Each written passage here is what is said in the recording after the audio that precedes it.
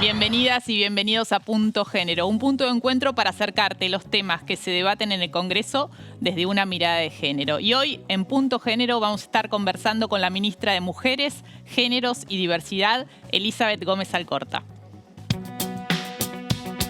Llegando al final del año, posiblemente uno de los más difíciles para nuestro país y para el mundo, el impacto del COVID-19 en la sociedad y principalmente en las mujeres y diversidades expuso las enormes desigualdades de la región.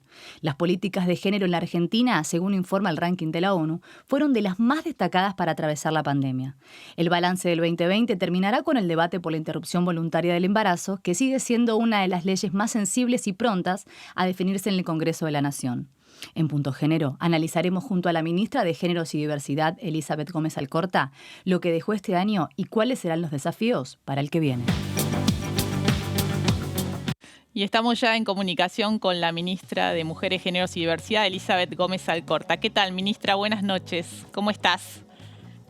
¿Qué tal, Mariana? Buenas noches. ¿Cómo andás? Bien, bueno, un año difícil para todas y para todos por este contexto de pandemia. Y uno de los datos que sobresale cuando uno analiza la agenda de género es el tema del aumento de los femicidios. Los distintos observatorios dan cuenta de que esto sucedió en el marco del aislamiento y después del distanciamiento. ¿A qué se debe? ¿Qué análisis hacen desde el Ministerio en relación a este fenómeno que no hemos logrado, al menos que baje? Bueno, en principio decir que los índices de las violencias por motivos de género en general aumentaron. Si bien sabemos que se trata de un fenómeno que está subregistrado, sí sabemos que los llamados, por ejemplo, a la línea 144, aumentaron un 20% en todo el país a lo largo del ASPO y del DISPO, y calculamos que va a rondar en esa misma suma justamente los femicidios y los travesticidios. Es evidente que el hecho de haber tenido que gestionar una parte de nuestra vida, o centralmente nuestra vida durante mucho tiempo, dentro del ámbito de nuestros hogares, de nuestras casas, ha sido un factor de aumento de riesgo en relación a todas las violencias. Se trataba de una medida claramente sanitaria frente a un virus que no había modo de controlar, salvo con el distanciamiento. Pero bueno, evidentemente, como sabemos, y es lo que vino a mostrar la pandemia, es que las casas, los hogares, no son lugares seguros para todos y para todas, sobre todo para una importante cantidad de mujeres. Es un lugar muy inseguro, además teniendo en cuenta las dificultades para poder acceder a ayuda, ayuda en un sentido muy amplio, es decir, para la asistencia y para la protección en situación de violencia, sobre todo te diría en los primeros meses de la pandemia, en donde estuvieron los dispositivos en general y lo mismo que el Poder Judicial cerrados o con una atención remota muy mínima. Entonces creemos que la situación, que por lo que sabemos se repite bastante a nivel mundial, es que este aumento de las violencias tiene como consecuencia directa también un aumento de las violencias extremas como los femicidios. Este año el gobierno, el Ministerio de Mujeres lanzó un plan nacional contra las violencias por razones de género. ¿En qué medidas se implementó a lo largo del 2020? Bueno, el plan se presentó a mitad de año y tiene previstos una enorme cantidad de programas y de proyectos. Te diría que en marcha están casi todos puestos ya, con distintos niveles de avance. Algunos, por ejemplo, necesitaron, te voy a decir, el más importante, que es el programa Acompañar, que es ese programa por el cual el Estado Nacional por primera vez en su historia acompaña con un apoyo económico por 6 meses, equivalente a un salario mínimo vital y móvil, a aquellas personas que están en riesgo por su situación de violencia de género. Requirió un decreto presidencial que fue dictado en el mes de septiembre y posteriormente convenios con cada una de las provincias, así que ya estamos teniendo cargas de la gran mayoría de las provincias. ¿Cuántas mujeres está en marcha? ¿Cuántas mujeres han accedido al Acompañar? Creo que los números que me habían dado hace unas semanas eran 300 y pico de mujeres en las primeras cargas que se hicieron. Hay que decir que se hicieron primero convenios con las provincias y que después lo que estamos haciendo o en paralelo es poder avanzar con convenios con los municipios. Lo ideal es que podamos en algún momento todos los municipios del país que tengan sobre todo áreas de género poder firmar un convenio para que la carga sea más directa. Hay que recordar además, Mariana, que no se necesita tener denuncia judicial para poder acceder a ese apoyo económico, sino solamente se requiere que el área de género provincial o municipal acrediten la existencia de esa situación de violencia y que es muy rápido, digo, en términos de tratándose de un programa que depende del ministerio, se creó un sistema por el cual directamente se carga y depende incluso al momento del mes en donde se sube la carga y se analiza, esto es vía sistema, por un sistema predictivo que efectivamente hay una situación de riesgo y no hay incompatibilidades, el ANSES se cobra vía ANSES inmediatamente.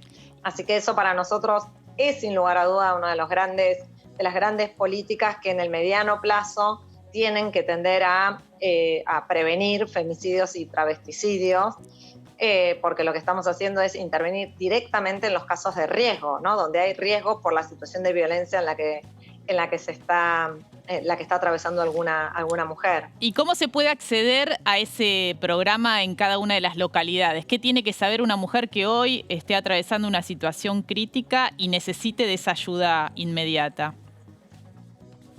Bueno, cada provincia tiene distintas, por decir así, bocas para el ingreso. Lo que sí es necesario es acercarse a cualquier área de género municipal o provincial. En las provincias, con cualquiera que lo hagan en las áreas provinciales, pero digo a nivel municipal porque hay muchas mujeres que viven lejos de las ciudades capitales. Claro. Entonces, las áreas de género locales son las que trabajan con las áreas provinciales. Después hay muchos municipios ya, te diría, de varias provincias, de Catamarca, de Tucumán, de Jujuy, de la provincia de Buenos Aires, algunos de Chubut, y puedo seguir mencionando, pero son varios que ya tienen cargas directas. De hecho, lo que estamos haciendo en esta última etapa es tratar de generar las mayores cantidades de convenios para que sean los propios municipios, porque eso sobre todo facilita y siempre el área local, el área del municipio, tiene mayor cercanía y hay que decir que además de este apoyo económico lo que se requiere es hacer una asistencia o un acompañamiento integral que tiene que ver con analizar la situación en particular, ver, no sé, voy a ponerte un ejemplo, hoy estuve estos días acompañando al Ni Una Menos que está ahí en la Chacarita y estuve con mujeres que viven en el barrio donde se está urbanizando del Playón de Fraga. Entonces, además de toda una situación de violencia, están tramitando toda una situación vinculada a una demanda ¿cómo se llama?, de vivienda muy particular, atravesados también con una situación vinculada a sanitaria. Entonces, el acompañamiento tiene que ser un acompañamiento integral. El apoyo económico es muy importante porque sin esa autonomía es muy difícil.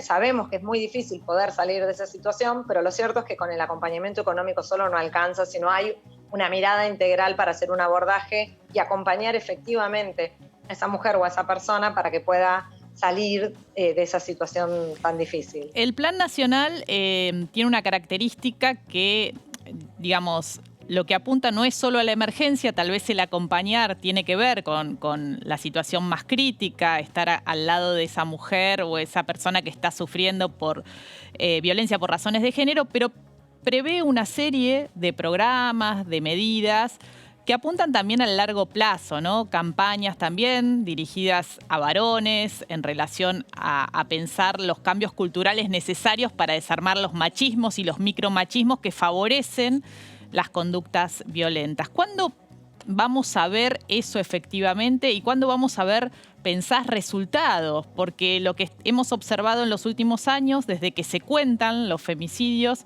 es que más o menos se mantienen, ¿no? En este año van a aumentar, pero más o menos no es que son cifras de aumentos, salvo este año, significativos, pero lo cierto es que no bajan, no logramos que bajen a pesar de que hay mayor conciencia en la sociedad a partir del movimiento Ni Una Menos, los medios de comunicación hablamos más del tema, se habla de forma más apropiada, podríamos decir. Sin embargo, no se logra que se baje ese número crítico de femicidios. ¿Cuándo pensás que vamos a poder tener resultados en términos de que se reduzcan esas cifras tan horrorosas? A ver, decirte un momento sería decirte, digamos, hacer una ficción, porque es imposible, porque no se trata digamos, de matemáticas, son fenómenos sociales y culturales y políticos. Creemos que la creación del ministerio, la creación del Plan Nacional, las políticas de prevención, digamos, no solamente, como vos decís, las de asistencia y de protección, pero sobre todo las de prevención ocupan un rol central para pensar, todas las cuestiones vinculadas a los talleres de masculinidad que se llevaron adelante, el relevamiento de los dispositivos a nivel nacional, la campaña nacional, la primera campaña nacional de prevención contra las violencias, Argentina Unida contra las Violencias. Son pasos enormes. Hay otras normas que, por ejemplo, la ley Micaela es estratégica porque además hay que pensar en términos federales. Entonces, las leyes como la ley Micaela que se está, digamos, desarrollando en todo el país y que con los años va ganando cada vez más potencia, nos va a permitir sobre todo también tener intervenciones más eficaces desde el Estado. Cuando vos capacitas a todos los a todos los funcionarios, funcionarias, empleados, empleadas, a todas las policías, a todos los efectores de salud. Bueno, para eso todavía nos falta y esos son los cambios que también necesitamos. Por un lado, en términos culturales, y para eso estamos llevando adelante una enorme cantidad de medidas, pero por otro lado también en las intervenciones estatales. Muchas veces una ineficiente intervención estatal genera más riesgos, como sabemos. El ejemplo de la adolescente víctima de femicidio hace unos días en Mendoza es un claro ejemplo. Florencia Romano, ¿no? Tremendo. De Florencia Romano, exactamente, de la posibilidad de que frente a un llamado telefónico a un agente al 911, ahí también hay un problema de escucha, un problema de estar atentos, un problema de poder también poder comprender el fenómeno de las violencias. Por eso digo que hay herramientas como la ley Micaela, que por ejemplo en un año ha tenido un impacto muy grande en términos de demanda y en términos de conocimiento, de que nos han pedido, de que todos logramos que para mediados de año con Tucumán todas las provincias estuvieran adheridas. Ahora, esos cambios culturales, sin lugar a dudas, demandan tiempo. Hasta que esos cambios culturales se den, que son aquellos que van a permitir centralmente menores niveles de desigualdad y por ende menores niveles de violencia, hay que reforzar todas las políticas de asistencia y de protección, obviamente las de prevención, pero es porque tenemos que poder identificar, y digo esto con las particularidades que tiene un sistema federal como en el que nosotros vivimos, donde cada provincia tiene su propia policía, su propio poder judicial, su propio poder ejecutivo, sus propias políticas de género o sus propias políticas de violencia. Entonces, parte del trabajo que también estamos dando es fortalecer las áreas de género, trabajar para crear que cada municipio tenga un área de género. Eso es muy importante y cerca de 400 y pico de los municipios tienen áreas de género de los 2.200. Pocos Así que todavía, hay un camino claro. muy largo. Exactamente. Ministra, el otro gran tema que nos tiene expectantes en este fin de año es el debate en el Senado por la despenalización y legalización del aborto, que ya tiene media sanción de diputados, este proyecto impulsado desde el gobierno. En los últimos días surgieron informaciones que, algunos votos verdes de la oposición iban a reclamar cambios en el texto, en línea con lo que planteó también, o le estaría planteando el senador de Somos Río Negro, Guere Tilnec, que ya lo planteó, ¿no?, en un texto, en el sentido que en el caso de violación de mujeres o personas gestantes adultas, se ponga un plazo de 22 semanas para realizar la interrupción del embarazo, 22 semanas de gestación, ¿no? ¿Se están articulando, conversando la posibilidad de incorporarle modificaciones durante el debate en el Senado? Bueno, primero decir que una posición similar también había tenido Fernando Iglesias en la Cámara de Diputados y que lo había hecho, digamos, hizo mención y pidió la aclaración al momento de votar. Nosotros hemos trabajado y seguimos haciéndolo para digamos, intercambiar las ideas que tenemos al respecto de un proyecto que hay que decir que además, en particular, ese punto que vos muy bien señalás, es un punto que lo que estaría modificando es la situación actual, porque hoy por hoy y de hace 99 años, en las situaciones de violación no hay un límite gestacional para llevar adelante. Pero además hay otra realidad, o dos o tres, que me parecen importantes remarcar.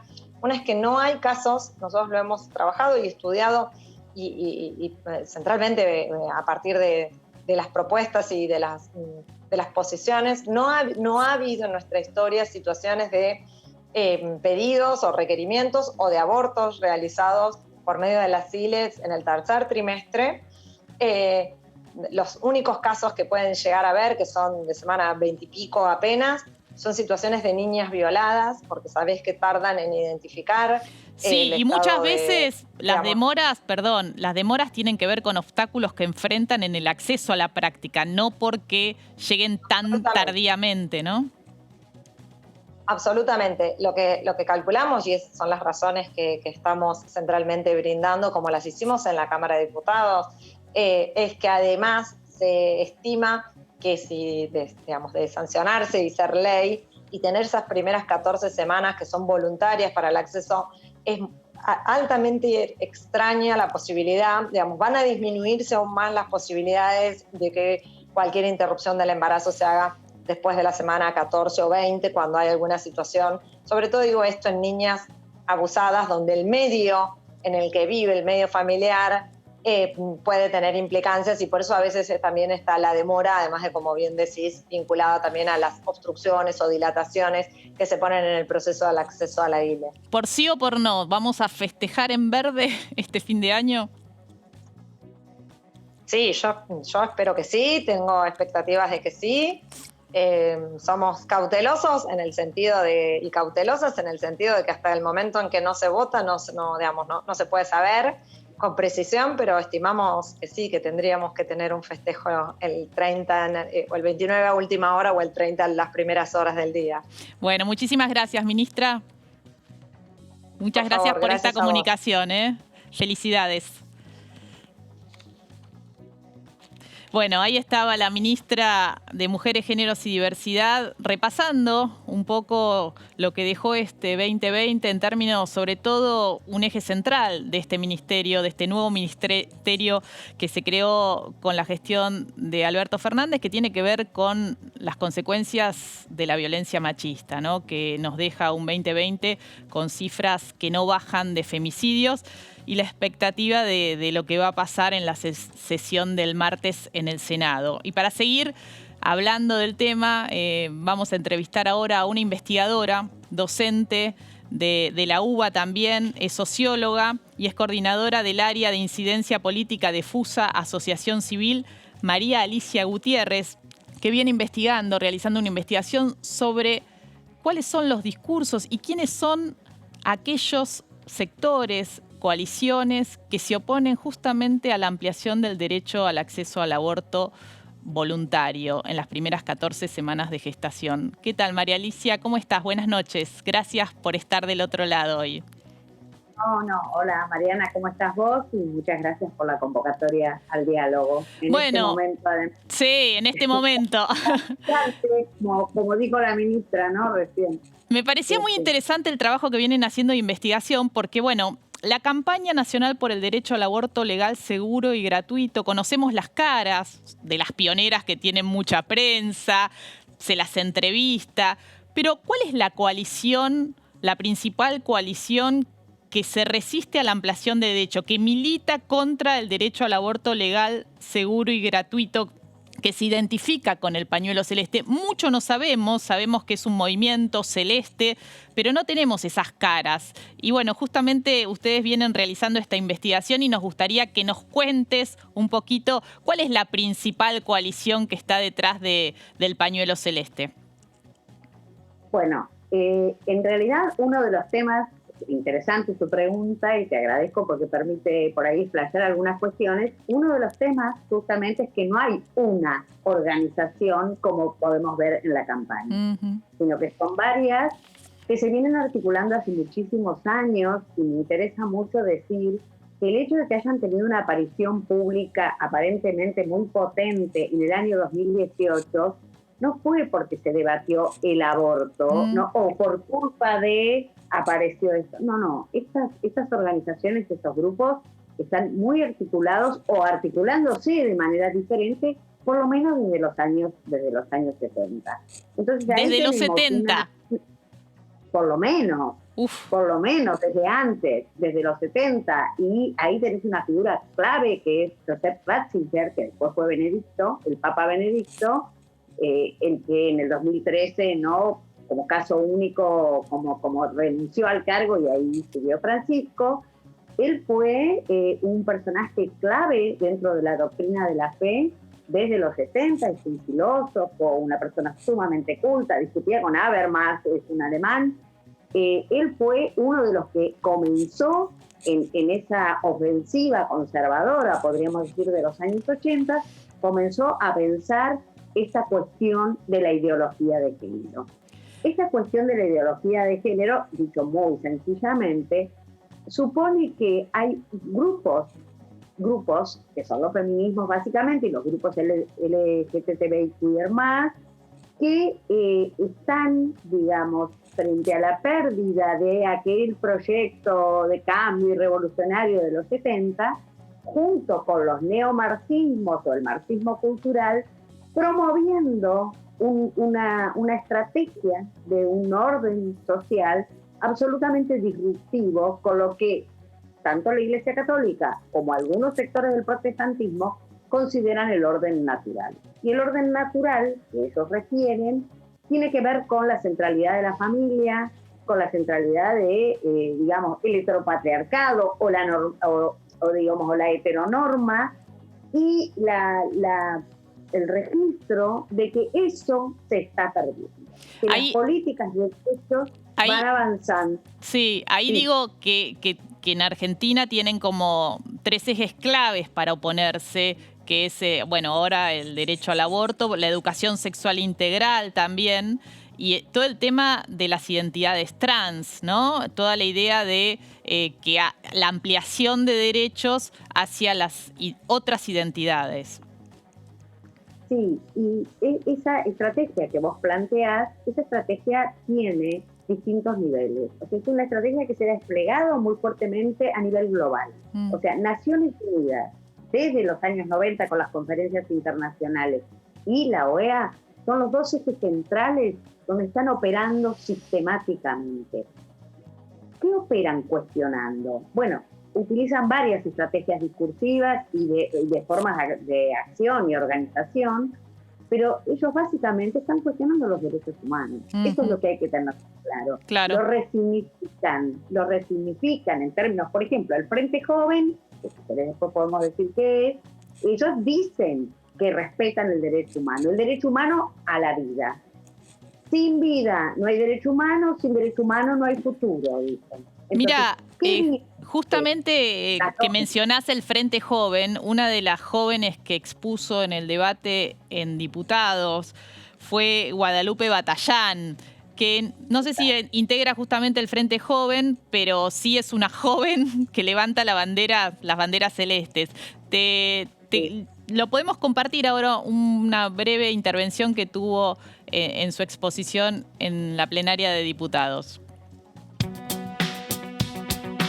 Durante estos 2 días de sesión, poco se ha hablado de las mujeres obligadas a abortar, un flagelo que se sufre con la ilegalidad, pero que no va a tener ningún freno si se legaliza.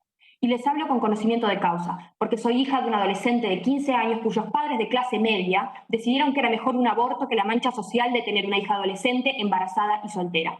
Mi vieja supo decirle que no a las presiones, y a pesar de eso apostó por la vida. Pero lamentablemente no todas las mujeres son como mi mamá, y no todas poseen la fortaleza para decirle que no a un novio, a un esposo, a un jefe o a unos padres que prefieren la violencia y la hipocresía antes que cuidar y acompañar a una mujer vulnerable. Sabemos que ninguna mujer elige el aborto, que lo aceptan con miedo a la soledad, a la crueldad de una sociedad que les hizo creer que un embarazo le iba a arruinar la vida. Por esas mujeres y por esos hijos, vengo hoy a hablarles. En estos días hemos escuchado hablar a muchas feministas con 40 años de lucha por el aborto legal como si fuera un reclamo de las mujeres jóvenes. No quiero poner una brecha etaria, pero estamos frente a militantes que se han quedado atrapadas en el tiempo, con un reclamo anacrónico. Y me gustaría remarcar, como todas las encuestas han señalado, que la postura en contra del aborto, que es mayoritaria en nuestro país, está representada principalmente por mujeres jóvenes de 18 a 29 años. Y somos esas mujeres las que queremos que dejen de usarlos para reclamar el aborto. Por otra parte, mucho se ha hablado en esta de la intervención de Guadalupe Batallán. ¿Ella integra el Frente Joven? Ella sí integra, no sé si como dirigente, pero es cercana al Frente Joven. A mí me interesa rescatar de ella algunas cuestiones que son propias de estos grupos y que es el uso del discurso del odio. ¿Qué quiere decir el discurso del odio? Una apelación fuertísima a la emocionalidad, odio, bronca, ira, sentimos todos, todas, pero digamos, aquí hay una apelación fuerte a la emocionalidad, cuando ella dice toda la historia propia, digamos, y de su madre y demás, y la apelación a la emocionalidad lo que hace es tocar fibras muy íntimas y borrar la posibilidad de un contrato discursivo o de un contrato de lazo social que se supone que esta sociedad en la que vivimos tiene. ¿Qué quiero decir con esto? En esa apelación a la emocionalidad, lo que ella hace es romper la posibilidad de un intercambio y un debate que además es propio de las democracias. Entonces, estos discursos, por elevación, digamos, cuestionan también a la democracia, cuestionan también a las formas de los contratos sociales en los cuales vivimos y ponen en cuestionamiento el lazo social. Cuando ella dice, las mujeres que se quedaron atrás, esas de hace 40 años y demás, porque nosotras las jóvenes, bueno, la encuesta que acaba de sacar el CEIL, el Instituto del CONICET, con Fortunato Malimach y su equipo a la cabeza, da exactamente lo contrario, que hay un mayor apoyo y es bastante entendible.